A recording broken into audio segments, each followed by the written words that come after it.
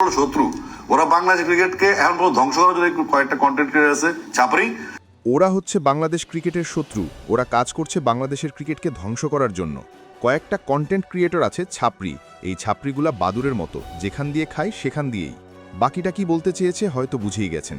এই একটি বাক্যেই যেন সব বলে দিয়েছেন বাংলাদেশ ক্রিকেট বোর্ডের পরিচালক ও জনপ্রিয় সঙ্গীত শিল্পী আসিফ আকবর। সরাসরি নাম না নিয়েও তিনি পরিষ্কার ভাষায় বুঝিয়ে দিয়েছেন কার উদ্দেশ্যে তার কথাগুলো। আর এরপর সামাজিক মাধ্যমে তার বক্তব্য যেন ঝড় তুলেছে। আমরা চাচ্ছি যারা রিয়েল জার্নালিস্ট তারা অবশ্যই ওয়েলকাম, বিসিবি প্রেসিডেন্ট হয়ে বসে থাকবে। তিনি অবশ্য সব সাংবাদিককে এক কাতারে ফেলেননি, বরং স্পষ্ট করে বলেছেন কিছু নির্দিষ্ট ব্যক্তি আছেন যাদের কাজই হলো দেশের ইমেজ ক্ষুণ্ণ করা, অযথা সমালোচনা ছড়িয়ে মানুষকে বিভ্রান্ত করা। গঠনমূলক সমালোচনা তিনি স্বাগত জানান, কিন্তু উদ্দেশ্য প্রণোদিত অপপ্রচার মেনে নেওয়া যায় না, এমনটাই ছিল তার অবস্থান। সম্প্রতি বাংলাদেশ দল বিশ্বকাপে অংশ নেয়নি। স্বাভাবিকভাবেই এতে হতাশ হয়েছেন ক্রিকেট প্রেমীরা। খেলোয়াড়দের যেমন মিস করা হয়েছে, তেমনি দর্শকরাও ছিলেন বিমর্ষ। বড় কোনো টুর্নামেন্টে দেশের অংশগ্রহণ না থাকলে আবেগ কাজ করাটাই স্বাভাবিক। তবে এই পরিস্থিতিকে কেন্দ্র করে একটি গোষ্ঠী ভিন্ন সুর তুলতে শুরু করে। বিশেষ করে কিছু কন্টেন্ট নির্মাতা ও অনলাইন ভিত্তিক আলোচক বিষয়টিকে ভিন্নভাবে উপস্থাপন করতে থাকেন।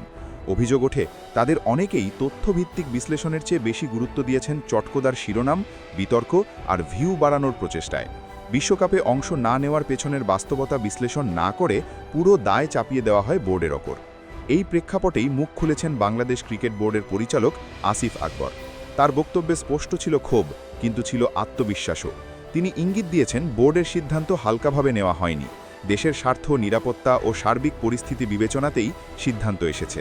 বাইরে থেকে যত সহজ মনে হোক, ভেতরের বাস্তবতা সবসময় ততটা সরল নয়। ভারতে না যাওয়ার সিদ্ধান্ত তো বোর্ডেরই ছিল। তাদের এই সিদ্ধান্তে যেমন একটি ট্যুর মিস হয়েছে ছাপরি কন্টেন্ট ক্রিয়েটরদের, তেমনি বন্ধ হয়েছে ইনকাম। এবার এদেরকেই ধুয়ে দিলেন আসিফ আকবর। এরা মূলত দেশকে নিয়ে বাজে মন্তব্য করছে, এমনকি এটাও বলেছিল বিশ্বকাপে আর খেলতে পারবে না, জিম্বাবুয়ে ছাড়া আর কেউই আসবে না বাংলাদেশের সাথে খেলতে, আইসিসি জরিমানা করবে, নিষেধাজ্ঞা দেবে। অথচ টি-20 বিশ্বকাপে না খেলার ক্ষতিপূরণ তো পাচ্ছেই। সরাসরি 2028 বিশ্বকাপেও ডাক পেয়েছে বাংলাদেশ। একটি আইসিসি ইভেন্ট আয়োজনের সুযোগ পাবে বিসিবি। তবুও এসব মন্তব্য করেছে তারা।